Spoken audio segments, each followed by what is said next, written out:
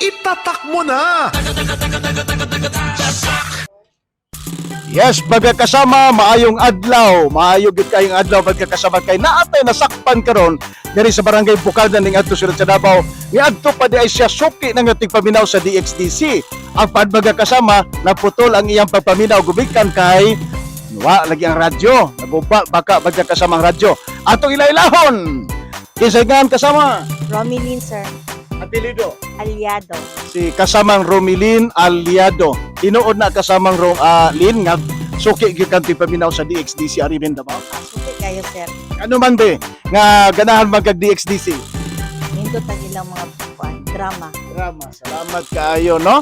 Karon kay musabot na gyud nagka colorful ang imuhang kinabuhi gumikan kay makapadayon kada pagpaminaw sa DXDC Arimen Davao. Kasamang Lin Dawalta ang brand new radio set sa brand new year, brand new radio set magkakasama sa DXDC Arimen Davao. Okay, binawat na yun. Kasamang Lin, unsa masulti? Nakasalamat ko sa DXDC. Okay, ayaw sa pasalamat to builuhay kay ato asang paandaron kumutingog ba yun, binabe? Nang magatabang sa pag-alibyo sa mga balatian. Basta radyo man Kirby Manson yun, ha? Kasamang Lin.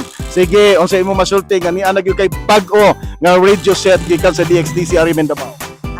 Daghang salamat sa staff sa DXDC o ilabi na sa inyuha nga naghatag ani kay makapaminaw na gyud mig drama. Yes, salamat kayo. Si kasamang Lin magkakasama certified listener sa DXDC Arimen Davao, nakabaton karon og brand new radio set magkakasama ikan sa DXDC Arimen Davao. Gumikan kay brand new year, brand new radio set magkakasama atong gipanghatag ngadto sa atong mga identified listeners sa DXDC. Radyo Man Dudong, Rinlo Bosbog, Tatak, Arimen. 621 Sa radyo mo,